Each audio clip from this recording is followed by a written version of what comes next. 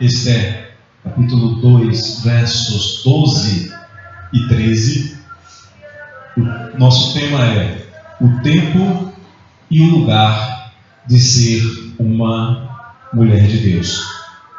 Se a federação entender que eu posso pregar uma outra vez, depois eu vou tratar sobre o modo de ser uma mulher de Deus. E o nosso texto vai ser Débora. Mas por enquanto, em Esther, o tempo e o lugar de ser uma mulher de Deus. Esther, capítulo 2, leremos os versos 12 e 13.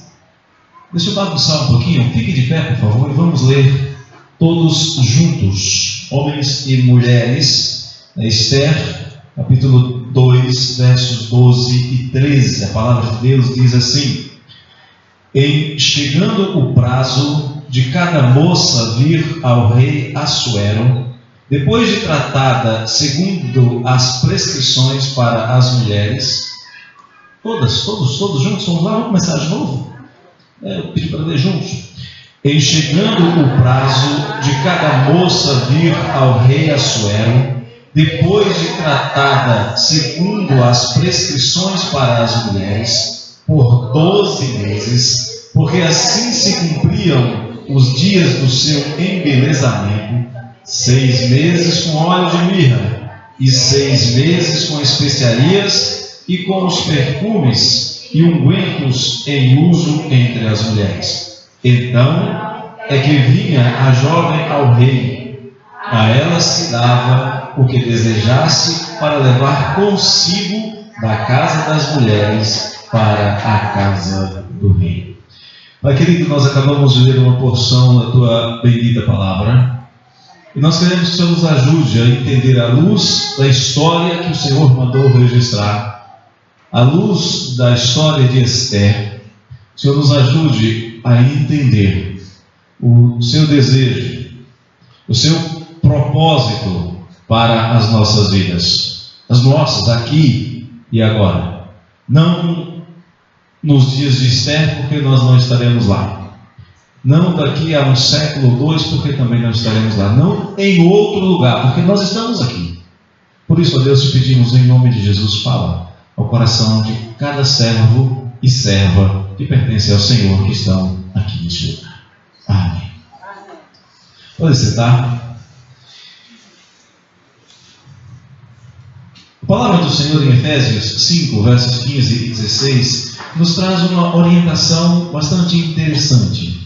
Lá, Paulo, escrevendo aos nossos irmãos em Éfeso, disse: portanto, vede prudentemente como andais, não como nécios, e sim como sábios, remindo o tempo, porque os dias são maus. Eu sei que existem pessoas que não têm tempo para fazer as coisas que gostam, ou para fazer as coisas que gostariam.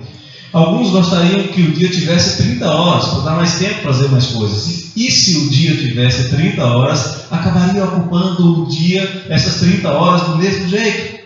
E quase sempre ocupa-se o tempo com coisas que não são tão proveitosas assim. E aí acaba desperdiçando o tempo de maneira improdutiva. E se há algo que é angustiante, é ter tempo e não saber o que fazer com ele. Sabe aquele dia que você não sabe o que fazer e parece que o dia não passa? É uma outra sensação angustiante. E eu acredito que aproveitar o tempo é mais do que uma arte. É um mandamento, é obedecer ao mandamento do Senhor. Quando o apóstolo Paulo escreve aos Efésios, o verbo que ele usa para remir tem o sentido de fazer uso sábio, mas não apenas sábio, mas também o uso sagrado de cada oportunidade para fazer o bem, para fazer o que é certo, para fazer com que o seu zelo por fazer o bem seja produtivo. E a ideia da palavra remir aqui em Efésios tem também o sentido de fazer produzir ou fazer um tesouro crescer. Literalmente, de você fazer com que o seu dinheiro renda. Paulo está falando de tempo. Todos nós queremos ter um dinheirinho sobrando. Antigamente o sonho era ter um dinheirinho na poupança, hoje talvez em ações, em alguma outra coisa, para que esse dinheiro renda. E o verbo que Paulo usa aqui para como nós devemos cuidar do nosso tempo tem esse sentido. Pegue o seu tempo e faça ele render como se fosse dinheiro. Como se você estivesse investindo o seu capital. E Paulo vai dizer nesse mesmo texto que os dias são maus. A ideia de dias maus no original é dias selvagens. São dias cheios de labores, de trabalhos cansativos, de aborrecimentos, de fadigas. E nós somos constantemente, diariamente pressionados, colocados em situações difíceis, especialmente se nós quisermos ser fiéis ao Jesus Cristo. Paulo está chamando a nossa atenção para usar bem o nosso tempo com atenção, para nós não sermos alvo das armadilhas do diabo. Nós sermos cuidadosos para não cairmos nas armadilhas do diabo. Se juntarmos esses dois conceitos de remir o tempo com o de que os dias são maus, nós estamos diante de um imperativo. Use bem o tempo que você tem, porque há situações e inimigos que querem ver você usando mal o seu tempo, que querem ver você desperdiçando o seu tempo. Eu gostaria então de perguntar a você: que tipo de pessoa você tem sido em relação ao seu tempo? Que uso você tem feito do tempo que você tem? Deixa eu perguntar um negócio ainda mais direto. Você tem tempo? Você tem tempo sobrando?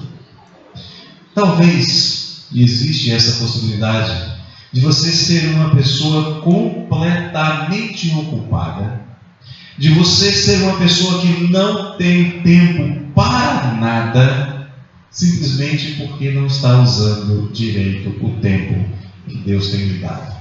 Porque as suas prioridades não são claras, não são bem estabelecidas, ou não são as melhores. E é provável que você, que é cristão, já em algum momento já tenha percebido ou sentido como se o tempo estivesse escapando, escorrendo de entre os seus dedos, com tanta coisa a fazer, com tantas coisas a realizar, e não sobra tempo para nada. Talvez seja possível que você até queira fazer mais, e é talvez provável que você esteja ocupado naquela, especialmente as mulheres, naquela jornada tripla: trabalho fora de casa, trabalho nas coisas da casa e trabalho com a família, e ainda aparece a igreja exigindo sua atenção, o seu tempo, a sua disposição, as suas forças. Ainda aparece a SAF com um monte de atividade plenária, departamental, visita, ação social. O que fazer quando o tempo parece ter encolhido? O que fazer quando o dia parece ter menos horas? O que fazer quando as horas parecem ter menos minutos? O que fazer quando o ponteiro dos segundos está girando mais rápido ou parece estar girando mais rápido do que o normal? É sobre isso que nós queremos falar aqui nesta manhã. O tempo e o lugar e o tempo de servir ao Senhor. O texto que nós lemos de Esther, no capítulo 2, nos traz uma primeira e preciosa lição. O texto começa nos mostrando que Deus usa tudo e todos para realizar o seu propósito para a bênção do seu povo. Quem está anotando? Deus usa tudo e todos para realizar o seu propósito e abençoar o seu povo. Quando nós somos apresentados a Esther ou Hadassah, o quadro não é nada animador. Talvez fosse o pior lugar para um crente estar, lá em Babilônia. Esther está em Suzã, a chamada capital alternativa do Império Persa. Quando o clima em Babilônia ficava muito ruim, a nobreza inteira ia para Suzã. Ali era o local onde os nobres passavam parte do ano em busca de clima mais ameno e, obviamente, de muita diversão, de muita festa. Nessa época, o Império Persa era o maior império do mundo. Ia desde a Etiópia até a Índia. Ocupava cerca de 127 províncias. Nesses dias, o imperador, o rei, se achava o máximo, porque havia derrotado o todo-poderoso, o outrora poderoso Império Egípcio. E o rei Assuero, então, depois de vencer o Egito, ele resolve dar uma grande festa, um grande banquete. Convida os seus principais nobres, convida os príncipes, convida as pessoas mais influentes do reino para uma grande festa, para uma grande reunião, que era também uma reunião de planejamento. E eles passam 180 dias festejando. Quando está prestes a terminar esses 180 dias, ele resolve dar de uma vez só um banquete, onde comida e bebida não parassem de ser servidas durante 7 dias consecutivos. A irmã disse que dá trabalho, é meio cansativo, corrido, né, organizar um evento de algumas horas, como que a gente está vivendo aqui. Imagine então uma festa em que comida e bebida seriam servidas e música seria tocada durante 7 dias consecutivos. Trabalho terrível.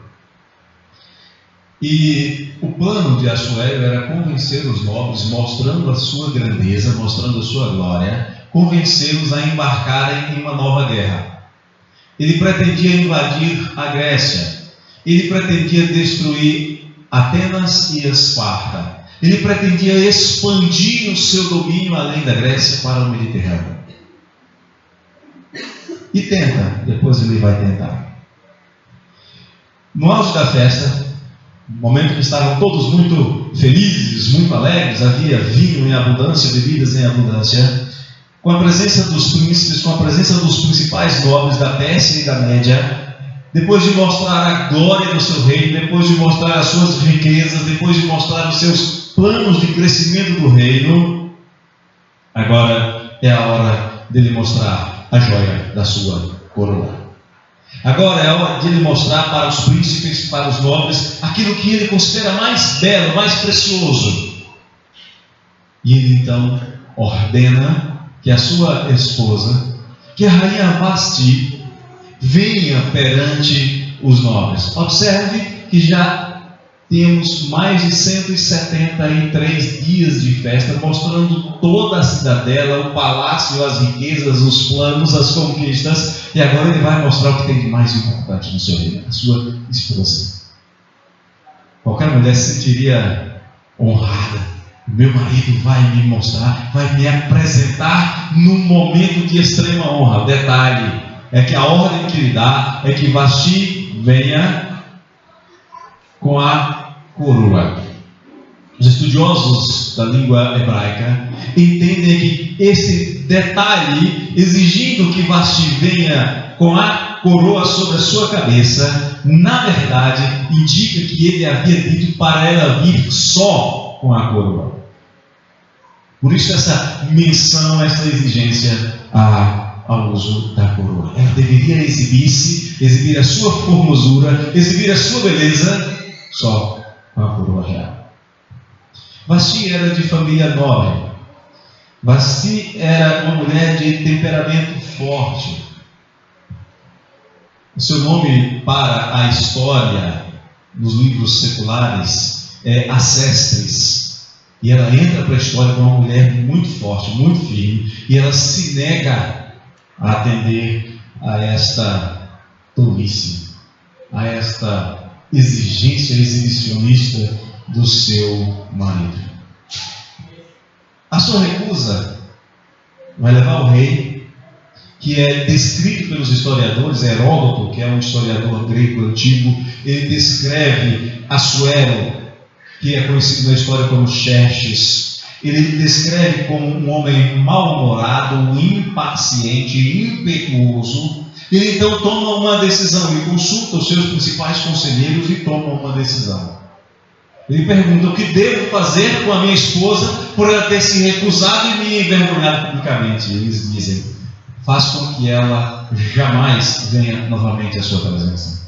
Destitua-a do lugar de rainha, porque quando o Senhor fizer isso, todas as mulheres do reino entenderão que devem prestar submissão absoluta aos seus esposos. Porque se o Senhor não fizer, as mulheres do reino se sentirão livres para desobedecer os seus esposos, e aí então nós teremos um caos social. Enfim, o rei promulga esta sentença, destitui Vasti do seu lugar no trono, e muito provavelmente ele não se preocupa muito com isso naquele momento. Ele estava mais preocupado com a guerra que empreenderia contra a Grécia. Ele estava embriagado, cercado de bajuladores, todo mundo dizendo: muito bem, ó rei, grande decisão, o senhor está certo mesmo. E ele vai para a batalha. E a história pausa aqui. A história bíblica pausa aqui. E vai voltar 4 anos depois. Ele vai para a guerra, é derrotado na célebre batalha de Salamina, e ele então volta. E quando ele volta, derrotado, tendo que lidar com reclamações porque o tesouro real foi dilapidado na batalha, na guerra, ele precisa mostrar algo novo ao povo, mostrar que ainda é o grande rei. Mas ele não tem mais a sua esposa, ele não tem mais uma rainha, ele precisa de uma rainha. Esse é o fato do igual o time de futebol, né? Está perdendo, vai mal, não dá certo, não consegue ter resultados. A primeira coisa que ele faz, troca de técnico. E ele então resolve colocar uma outra mulher no trono. É um fato novo. Mas como fazer isso de maneira que impacte o reino inteiro? Muito simples. Ele vai fazer o primeiro concurso de Miss registrado na história. Primeiro, Miss Mundo Persa.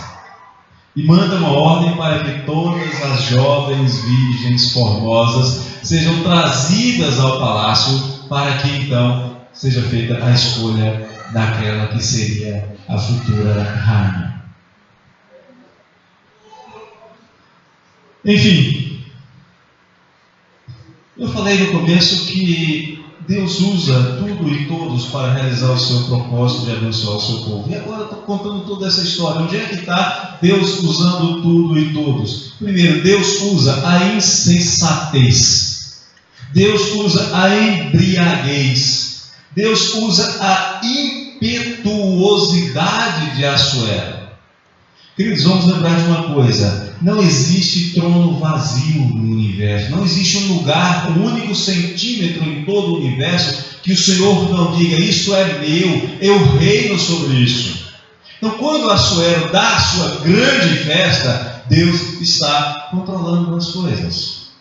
Quando Assuero vai para a batalha contra a Grécia com um exército imenso, e não consegue atravessar o desfiladeiro das Termópilas durante dias e dias e dias, enfrentando um exército infinitamente inferior de Leônidas e os seus 300 e mais umas tribos próximas, que era uma situação inacreditável. Grande exército com centenas de milhares de soldados não conseguia passar por 300. Vai para o campo de batalha no mar e a mesma coisa, uma frota infinitamente superior, mais de 100 vezes superior à frota dos gregos, é derrotada na batalha de Salamina, e ele volta então derrotado, fracassado para casa. Deus no controle. Quando Vasti diz: eu não vou me apresentar desse jeito perante os nobres, quando ela usa a sua arrogância e ela desobedece, você pode dizer que a desobediência é justificada. Eu concordo com vocês que o pedido do rei é um pedido absurdo, humilhante, mas o fato é que Deus usa essa impetuosidade dela, essa insubmissão dela para fazer com que as coisas cooperem para o bem daqueles que amam a Deus. Quando aqueles nobres dão os conselhos que dão a Assuero, sem saber, eles estão dando ao rei os conselhos que Deus queria que eles dessem. Deus usa todas as coisas para fazer com que tudo coopere para o bem daqueles que amam a Deus. A Bíblia vai mostrando para nós ao longo da história as realizações de Deus através de homens e mulheres, santos ou não, simplesmente para mostrar que Ele é Deus. Às vezes nós ouvimos a expressão: fulano foi um grande servo de Deus. Grande é Deus, o resto tudo é servo. E servo nunca é grande. Servo é pequeno. Servo é escravo. Servo não tem vontade. Servo faz o que o seu Senhor manda. Servo tem que simplesmente abaixar a sua cabeça e dizer: sim, Senhor. Aliás, quando Deus diz para nós ouvirmos o que Ele tem a dizer, literalmente Ele está dizendo: escute, abaixe a cabeça e atenda.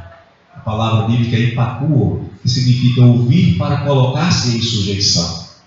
Então, a primeira coisa que a gente aprende a olhar para a história, a olhar para o que acontece neste banquete, e olha que Esther nem apareceu ainda, Deus está usando todas as coisas para atingir o seu propósito.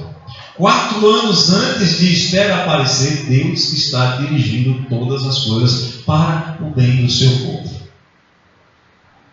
Uma segunda verdade que nós vamos encontrar na história de Esther é que o caminho que Deus usa para realizar a sua vontade é muito superior à nossa sabedoria e percepção. O caminho de Deus é superior no sentido de qualidade, mas também de inalcançabilidade aos nossos caminhos, à nossa sabedoria. Isaías diz isso no capítulo 55. Porque os meus pensamentos não são os vossos pensamentos, nem os meus caminhos, os seus caminhos, diz o Senhor. Porque assim como os céus são mais altos do que a terra, assim são os meus caminhos mais altos do que os vossos caminhos, e os meus pensamentos mais altos do que os vossos pensamentos. Observe que todo esse quadro de disputa de poder, intriga palaciana, guerra, opulência, inimigos, não difere em nada do que sempre aconteceu nos outros palácios. Se você for para os palácios de Brasília, você vai encontrar a mesma coisa. Se você for para os palácios de Belém, você vai encontrar a mesma coisa. Se você for para os palácios de governo aqui em Dom Eliseu, você encontra a mesma coisa. Intriga, disputa, um querendo puxar o tapete do outro. A Bíblia diz que Deus dispõe todas as coisas, até o ímpio, para o dia da calamidade. Ainda que esse dia, o dia da calamidade do ímpio, não deva ser um dia de alegria para nós, olhar e dizer bem feito, a gente não deve fazer isso, ainda assim a gente entende que Deus dispõe todas as coisas segundo o seu propósito. De volta da sua campanha fracassada, Assuero, depois de ter sido derrotado pelos gregos em 480 a.C., 4 anos depois daquela festa, ele chega de volta a Suzã e diz: é hora de escolher uma rainha. Mas como? Vasti, pela lei dos medos e persas, não podia ser reconduzido ao trono. Um decreto real não podia ser revogado, para que os reis pensassem muito bem antes de publicar uma lei, embora Assuero não pensasse. Mas ele queria uma nova rainha. Mas ele não queria uma rainha qualquer. Ele queria mostrar o seu controle e o seu domínio sobre todo o reino. Não havia um homem ou mulher em todo o reino que não tivesse que obedecer a sua lei. Por mais que você amasse, por mais que alguém amasse a sua filha, se o rei dissesse: eu quero, ela seria levada. Ele queria também humilhar Vasti, cujo nome significa mulher formosa. Ele queria humilhá-la, colocando em seu lugar uma mulher mais bonita do que ela. Assuero queria mostrar essas coisas, queria satisfazer mais esse dos seus caprichos. E então no capítulo 2, versos 2 e 3 é dito que os jovens, os amigos do rei, disseram ao rei: vamos fazer um grande concurso mundial. Os conselheiros não sabiam, Assuero não sabia, o homem que ficou encarregado de selecionar as jovens, chamado Hegai, também não sabia. Mas Deus estava controlando todas as coisas. Eu não tenho nenhuma dúvida de que quando o decreto foi publicado e os jovens soldados saíam pelas cidades escolhendo jovens bonitas, e de repente numa determinada rua, ou numa casa, ou num bairro, ou numa sinagoga, encontraram uma jovem chamada Hadassah, ou Esther. Quando os soldados disseram, vamos levar essa, eu imagino que Mordecai não ficou nem um pouquinho feliz. Mordecai era o primo de Esther. Os pais de Esther haviam falecido. Os pais de Mordecai haviam tomado Esther para criar como a sua filha, mas eles também haviam falecido. E Mordecai, que já era um homem de uma relativa idade, resolve criar a sua priminha. Resolve educar a sua prima, resolve ampará-la. E de repente, aquela que ele tem cuidado com tanto carinho lhe é tomada por soldados para servir aos caprichos de um homem ímpio. Acredito que Mordecai não percebeu o quadro geral que estava acontecendo. Mais ou menos como nós. Até que um dia, Yuri Gagarin fosse ao espaço e de lá de cima dissesse: a Terra é azul. Na verdade, ele não disse isso. Lá em cima ele disse exatamente assim: através da janela eu vejo a terra, o chão é claramente identificável, eu vejo rios e as dobras do terreno, tudo é tão claro. E quando, claro no sentido de que ele conseguia ver aquilo que a gente só conhecia de mapas. E quando ele desce, alguém pergunta: e aí, qual é a tua impressão lá de cima? Ele diz: a terra é azul. É claro que a terra é azul, mas por que a gente sabe? Hoje a gente tem mapas, tem fotos, tem tudo, mas até aquele dia ninguém sabia. Ninguém conseguia ver o quadro geral, como Mordecai não conseguia ver o quadro geral dos acontecimentos. Tudo que ele via era um rei ímpio abusando das jovens do seu reino. Como eu já disse, a Suera não sabia direito o que estava fazendo. Vasti não sabia, Hegai não sabia, Mordecai não sabia e muito menos Esther sabia. Mas Deus sabia. Deus sabe exatamente o que está fazendo. Quer ver uma coisa? Deus sabe exatamente por que você está aqui agora.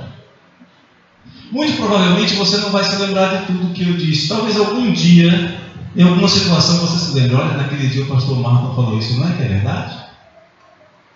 Não é que de fato ele estava certo?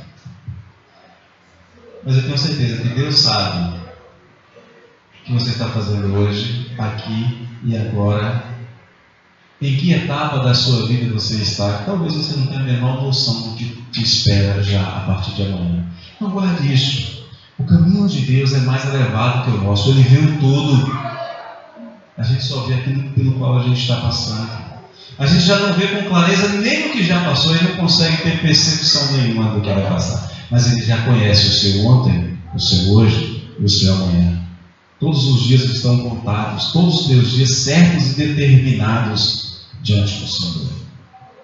Mas há uma terceira verdade que eu quero compartilhar com vocês à luz desse texto de Esther.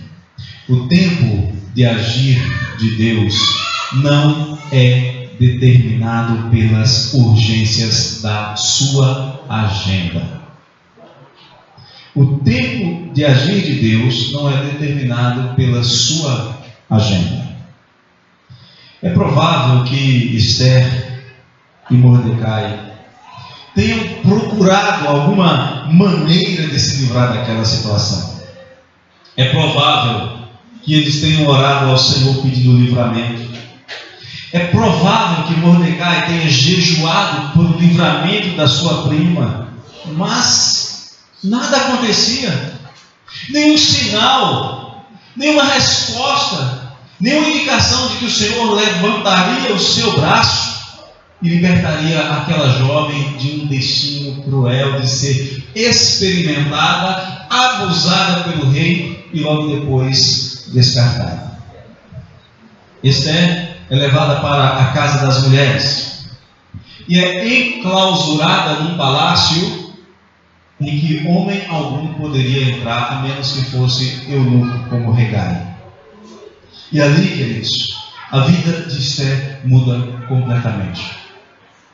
Ela não queria nenhuma daquelas mudanças, mas muda completamente. Muda a sua comida, muda a sua roupa, muda a sua companhia. Ela tem que aprender os costumes da corte para não incorrer em equívocos que poderiam inclusive ser mortais. Ela não comia mais a comida que queria comer, não bebia a bebida que queria beber, ela não se vestia como queria vestir, ela não ia onde desejava, ela não conversava com quem queria conversar, muda tudo. E talvez você esteja também passando por alguma forma de ansiedade como esta. Não está no teu jeito, não está no jeito que você quer. E você ora ao Senhor esperando que Ele responda tão rapidamente quanto você costuma responder a mensagem do WhatsApp que te chega. Provavelmente a sua oração seja muito parecida com a do salmista, lá no Salmo 141. Senhor, a ti clamo, dá-te pressa em me acudir, inclina os ouvidos à minha voz quando eu te invoco. Dá pressa, Senhor, rápido, eu estou clamando. Mas calma. A palavra do Senhor diz: lance sobre o Senhor toda a sua ansiedade, porque Ele tem cuidado de vós. A expressão tem cuidado de vós indica um cuidado constante, permanente, que nunca falha. Aliás, nem você consegue cuidar tão bem de você mesmo. Vou dar um simples exemplo aqui.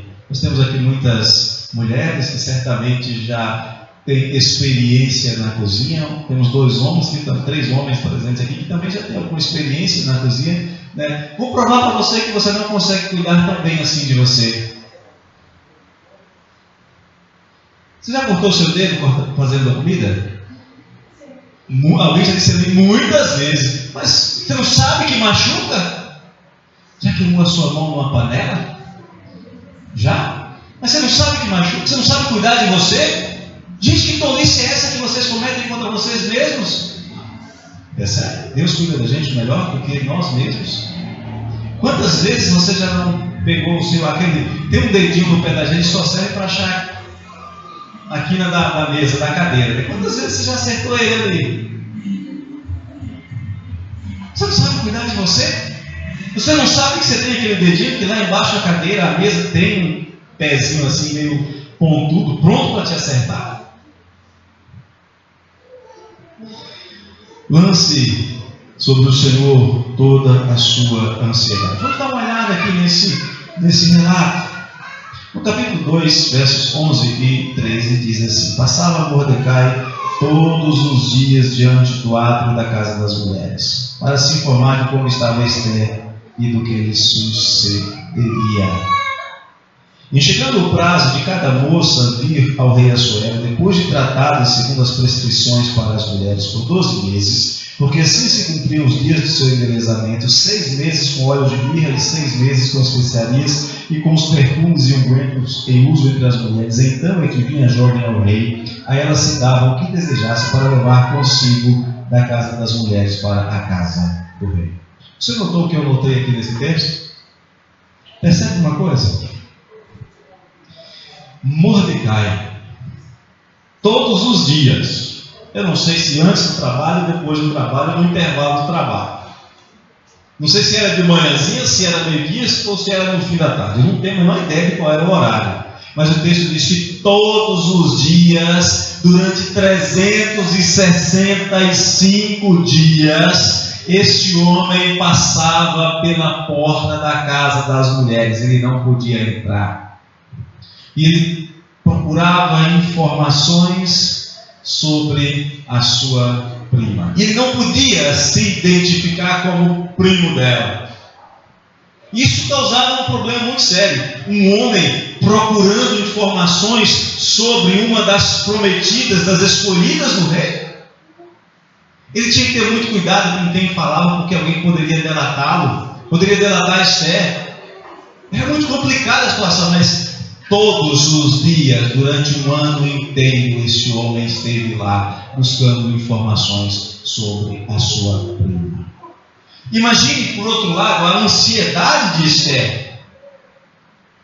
Ela já havia perdido pai, mãe, pai postiço e mãe postiça, seu tio e tia, e agora ela não podia se comunicar com o seu primo, que havia cuidado dela com tanto carinho e desvelo depois que os seus tios faleceram.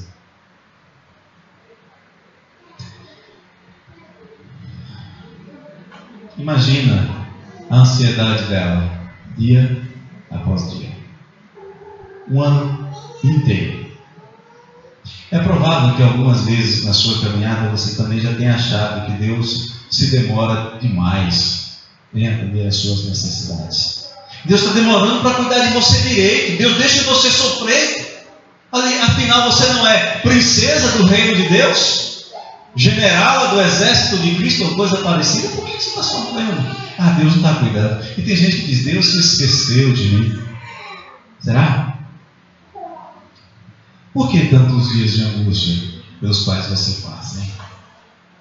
Talvez você esteja perguntando: pastor, não são dias não, pastor, são meses. Ou alguém talvez possa dizer: não, pastor, meses nada, são anos de angústia, anos de sofrimento. Permita-me contar a história de uma mulher de Deus chamada Mônica. Mônica orou nada menos do que 30 anos pela conversão do seu filho. E ela orou, queridos, insistentemente, diariamente. E quanto mais ela orava, parecia que a coisa ficava bagunçada. Logo ele viu o seu filho, sem se casar, ter um filho, Adeldado. Ela continuou orando. Passou um pouco, viu seu filho se envolver em todo tipo de baderna nas ruas da cidade. Ela continuou orando. Passou mais um pouco, viu seu filho se envolver com movimentos heréticos e continuou orando. Até que um dia, 30 anos de oração, ela viu seu filho ler a palavra de Deus na carta aos Romanos, converter-se ao Senhor. E o mundo então viu surgir o gigante Agostinho, que batalhou contra heresias que ele próprio havia abraçado durante um tempo. Um homem, um gigante que procurou definir a fé cristã com clareza. Um homem que tinha uma grande experiência mundana, e essa experiência lhe mostrou que um cristão não pode viver na cidade dos homens esquecendo-se de que é um cidadão dos céus. Mordecai perambulava pelas cercanias do átrio das mulheres por um ano inteiro. Enquanto ele buscava informações, Esther era submetida ao mais longo e intensivo tratamento de beleza que eu já tive notícia. Um ano. Agora você tenta imaginar o que se passava na cabeça de Esther. Ela era preparada não para um casamento, mas para um teste sexual. Ela estava sendo preparada. O rei não tinha dito: vou me casar com você. A proposta era: vou testar você. A gente se passava na cabeça dessa jovem. Depois de um ano ou mais, Mordecai soube finalmente que a sua ansiedade iria ter um fim. Esther finalmente vai ser apresentada perante o rei. Imagine a ansiedade, a preocupação de Esther. A Joana foi dispensada. A Parfúncia Parfúncia era tão bonita, foi dispensada. A Nostrôncia, que era loira alta, foi dispensada. A Simboliana foi também, aquela morena, foi dispensada. Imagine a ansiedade dela vendo jovem após jovem ir até o rei, ser testada pelo rei e ser dispensada, ia virar um serviçal do palácio. Ia virar alguém que seria treinada para servir aos interesses luxuriosos dos nobres babilônicos. Imagina a ansiedade daquela jovem. E eu quero concluir, eu sei que tem muito mais coisas sobre Esther que a gente poderia abordar nessa manhã, mas eu quero concluir lembrando para você, primeiro, as 3 impressionantes verdades que nós encontramos no texto. Deus usa tudo e todos para realizar o propósito de abençoar o seu povo. Usou a insanidade de Assuero, a arrogância de Vasti, os maus conselheiros, a bebedeira, a guerra. Deus usa tudo e todos para realizar o seu propósito. A segunda verdade que nós encontramos aí é que Deus conduz todas as coisas segundo a sua sabedoria, segundo o seu elevado caminho e não segundo o nosso modo de pensar. A terceira é que o tempo de Deus agir não é determinado pela nossa agenda. Assuero despede Vasti, passa 4 anos em guerra, volta, resolve escolher uma nova rainha, espera 1 ano inteiro enquanto essas jovens são preparadas e a nossa Esther está lá presa em uma casa das mulheres, sendo preparada para um teste sexual durante 1 ano inteiro, enquanto Mordecai perambula pela frente da casa das mulheres. E o que nós podemos concluir disso? Embora a gente não tenha nenhuma dúvida sobre isso, mas Esther e Mordecai não sabiam, é que eles já estavam onde Deus queria. E é provável que você, e esta é a nossa conclusão, é provável que você já esteja onde Deus quer exatamente que você esteja. Mas talvez você ainda não tenha coragem suficiente para fazer o que Deus quer. Ainda não tenha ousadia suficiente para fazer o que Deus quer. Foi lido Esther, capítulo 4, verso 14, e é com esse texto que eu quero concluir. Porque se de todos se calares agora, de outra parte se levantará para os judeus socorro e livramento. Mas tu e a casa do teu pai perecereis, e quem sabe se para a conjuntura como esta é que foste elevada a rainha. Vamos entender o que está acontecendo agora? Assuero dá um banquete, vai para a guerra, volta 4 anos depois. Espera 1 ano para escolher a sua rainha e escolhe Esther. Nós já temos aí 4 mais 5 anos de história. Passa um tempo. Passam-se mais 5 anos. 5 anos. Esther é rainha há 5 anos. Depois desse período, a senhora já não chamava mais Esther à sua presença constantemente. O texto diz, a Bíblia diz que tinha 1 mês que ela não era chamada à presença do rei. E neste mês, um homem chamado Ramã chega até o rei Assuero e diz: ó rei, eu sei que o tesouro do palácio está meio capenga. Eu tenho um jeito de conseguir para o senhor, brincando, uns 25 milhões de dólares. Proposta interessante. E qual era o prêmio por esses 25 milhões de dólares? Só a cabeça dos judeus. Então ele consegue um decreto do rei em que Ramã poderia matar quem ele quisesse. Podia exterminar os judeus. E quando o decreto é publicado e a data, eles lançam sortes, a data é escolhida, isso fica para um determinado dia, um tempo depois, quase 1 ano depois. Quando chega esse dia, esse decreto é assinado, Ramã, todo feliz, desejoso de humilhar Mordecai, de que ele era inimigo mortal, sabe que o dia de Mordecai ia chegar.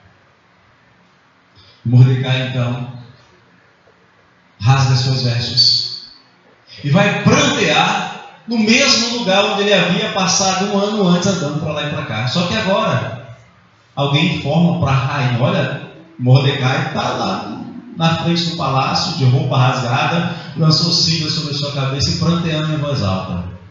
A Esther rapidamente manda que alguém vai falar: o que está acontecendo? Qual é o problema? Ele diz: você não sabe? Eu não acredito que você não saiba. E ela então é informada, ela não sabia. Aí ela diz para Mordecai: o problema é que eu não posso me apresentar perante o rei. Se eu for lá, a lei dos medos e persas diz que qualquer pessoa que tentar se aproximar do rei, sem ser convocado por ele, deve ser morto. Inclusive eu, não dá para ele. E aí então é que Mordecai diz essas palavras: olha, se você se calar, não tem problema, Deus vai efetuar livramento através de outra pessoa.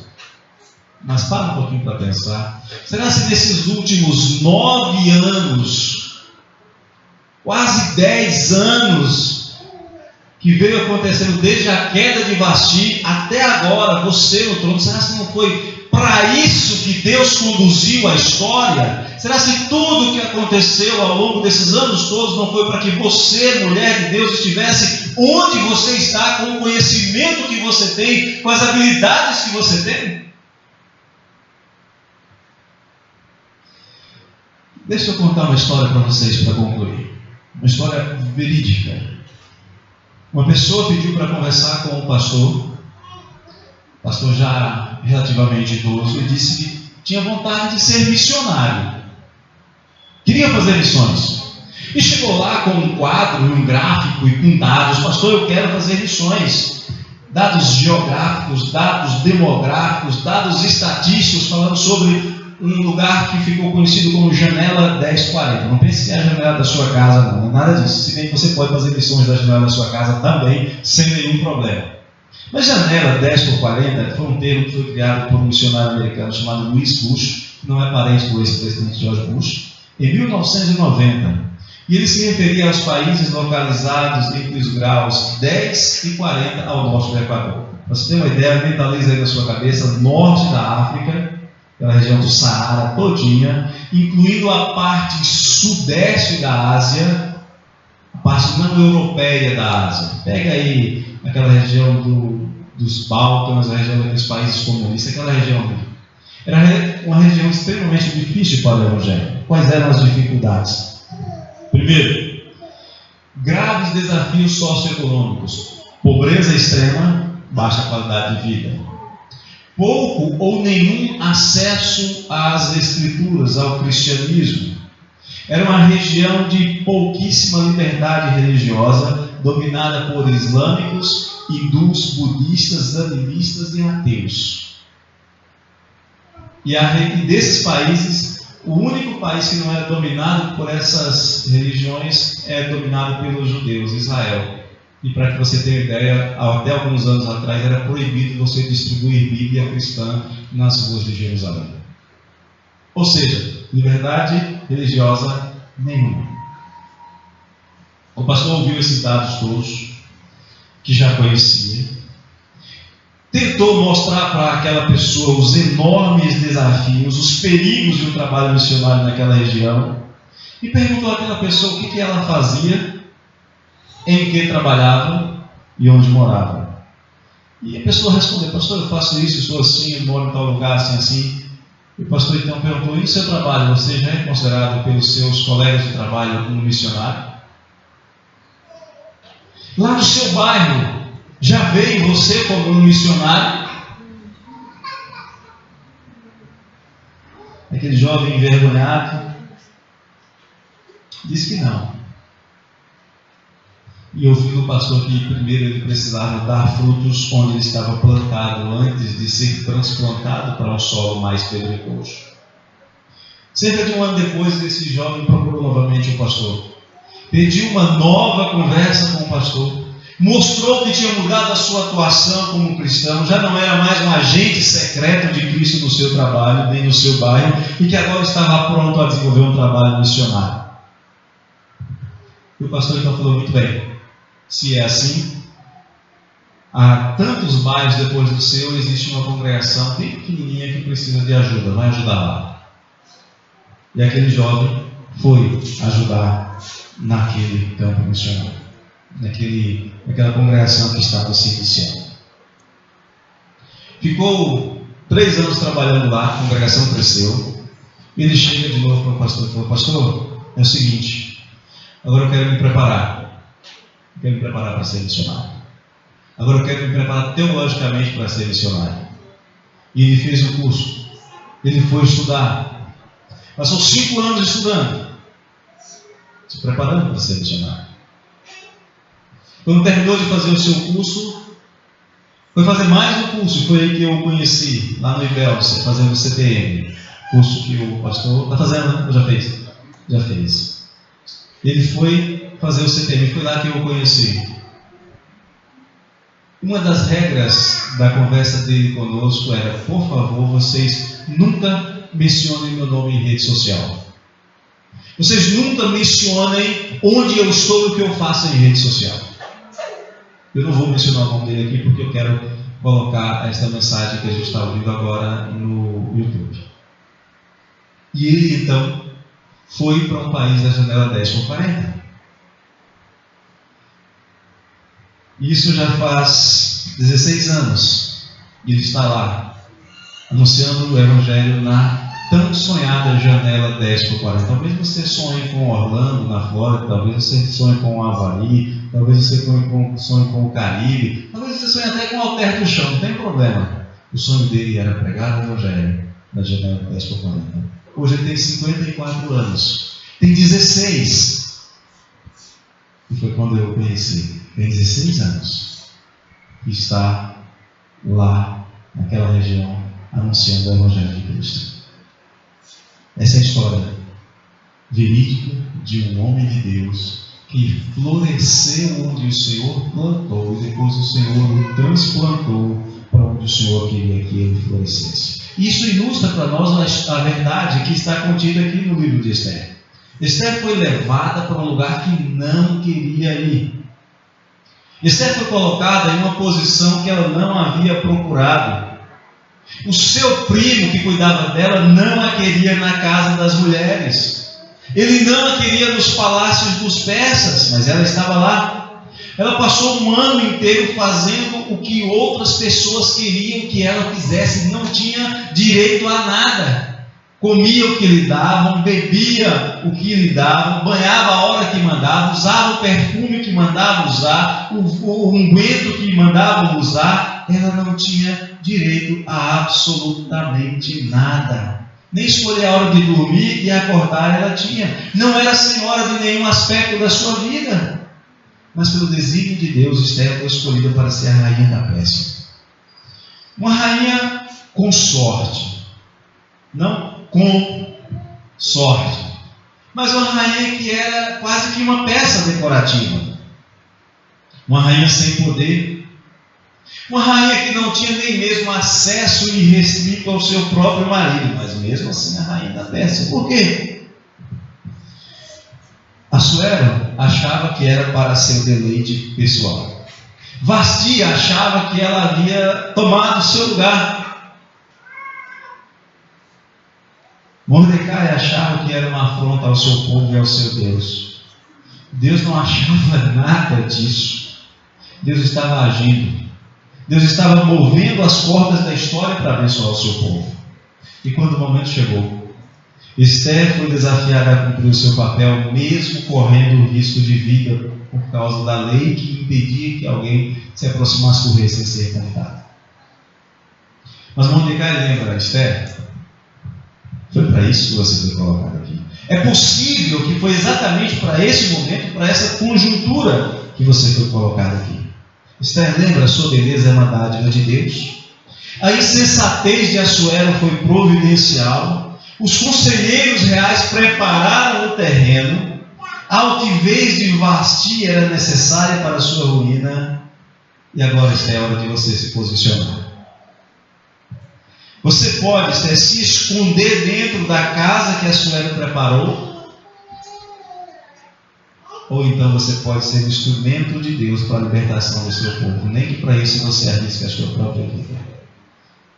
O que eu estou querendo mostrar, queridas e queridos irmãos, é que Esther já estava onde o Senhor queria que ele estivesse. Aquele candidato a missionário já estava onde o Senhor queria que ele estivesse. E começou a frutificar lá. Obviamente que não era o lugar que Esther queria estar, mas ela já estava lá. E ela fora colocada lá, não por capricho de Assuero, mas foi colocada lá pelo Rei dos Reis, pelo Senhor dos Reinos. E a lição que nós aprendemos aqui é que nós não devemos esperar ir para outro lugar, para viver outra vida, para então servir ao Senhor, para então testemunhar sobre a grandeza do Senhor e ser embaixador do reino do Senhor. É pura perda de tempo você ficar no sofá da sua casa ou em qualquer outro lugar no seu trabalho pensando, se eu estivesse em tal lugar eu faria isso, aquilo, aquilo outro. Você não está lá. Por que você não faz isso, aquilo e aquilo outro, aonde você está? Deixa eu dizer essas coisas de uma maneira mais simples. Não existe nenhum problema em seu trabalho. Aliás, não existe nenhum problema com sua igreja. Não existe nenhum problema com a sua cidade. Mas antes você diz, não, pastor, você está enganado. Deixa eu explicar isso. Primeiro, não há nenhum problema com o seu trabalho, seja ele doméstico, seja ele fora de casa. Pode, sem sombra de dúvidas, haver problemas no seu trabalho, no seu ambiente de trabalho. E Deus te colocou lá para ser instrumento de solução, sendo testemunho do poder transformador de Cristo na vida das pessoas, mostrando que Deus controla soberanamente todas as situações. Ele te colocou lá para ser solução, não para ser problema. Não há nenhum problema com a sua igreja. Ah, pastor, que é isso? Eu conheço a minha igreja. Eu sei que está cheio. Sim, é verdade. Não há problema com a sua igreja, mas pode haver problemas na sua igreja. É diferente. E você pode ser instrumento de Deus para a solução desses problemas. Como? Dispondo-se a servir ao Senhor de acordo com a sua promessa de se tornar membro dela. Lembra quando você foi examinado para se tornar membro dela? Pois é. Então agora examine as motivações do seu coração. Examine as motivações do seu coração, não pelo que todos fazem, não pelo que alguém fez ou lhe disse, mas coloca o seu coração diante do espelho, do crivo, da lupa da palavra de Deus e direção do Espírito Santo. E eu sei que a palavra de Deus e a direção do Espírito Santo nunca vão conduzir você ao comodismo, à preguiça, à rebelião, à intriga ou qualquer outro tipo de criação de problemas. Não há problemas com a sua igreja, pode ter problemas na sua igreja, seja você um agente de solução. Não há nenhum problema com a sua cidade. Cidade é casa, cidade é rua, é árvore. Mas pode haver problemas na sua cidade. Como havia problemas em Suzano, como havia problemas na Jerusalém destruída daqueles dias, os dias de Esdras e Neemias, mais ou menos. Mas de uma forma ou de outra, Mordecai, Esther, Esdras, Neemias, Zorobabel e tantos outros se colocaram à disposição do Senhor, tiveram o seu coração inclinado pelo Senhor e se tornaram instrumentos de Deus de libertação, de salvação e de edificação. Não há problemas com a sua cidade, tem problemas nela. Seja um agente solucionador ao invés de ser mais um criador de casos. Eu quero concluir com uma observação e com uma afirmação que eu ouvi há alguns dias numa conversa com homens crentes e que expressa uma grande verdade.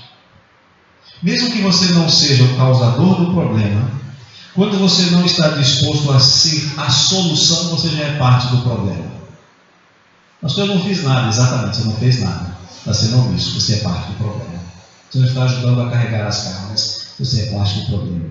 E quem não se dispõe a resolver os problemas não pode reclamar da existência dos problemas e nem dos efeitos dele. É como na parábola do bom samaritano.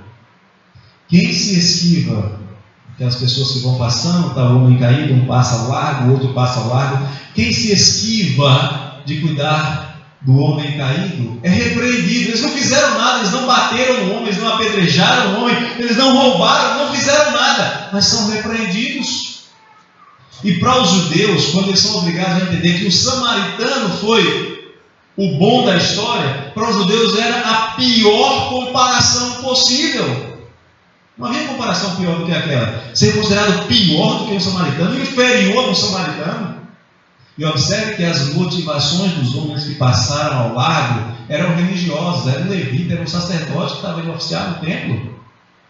Se eles tocassem em alguém que estivesse morto, por exemplo, eles eram considerados impuros e não poderiam oficiar no templo. E muitas vezes um sacerdote tinha uma chance, uma vez na vida, de oficiar no templo. Era o grande momento, a apoteose da carreira ministerial. Eles iam estragar tocando no morto? Ah, nada disso. Motivação religiosa são repreendidos por isso. Você às vezes pode pensar, não, mas eu fiz, eu pensei. Esquece, se você não está fazendo a vontade de Deus, você está só sendo omisso. Eu creio que nós já estamos onde Deus quer que nós estejamos. Nós já sabemos aonde devemos produzir frutos. Nós já sabemos onde e como servir ao Senhor. Acredito que a maioria que está aqui tem mais do que um ano de preparação para servir, como Esther teve. Mais do que um ano. Então, mesmo que isso signifique sair da sua zona de conforto, mesmo que isso signifique arriscar perder a cabeça, é melhor você entrar no reino dos céus sem cabeça do que ir inteirinho para o inferno por desobediência. Cumpra o seu papel no reino. Levou algum tempo. Esther precisou ser treinada, orientada, inquirida e desafiada e até repreendida. Mas Esther serviu. E a pergunta que eu tenho que fazer para você nesta manhã é: você sabe onde você está? É aí que Deus quer que você frutifique, que você produza, que você sirva. Você sabe o que Deus espera de você. Então produza, frutifique e sirva. Você vai fazer isso? Quero convidar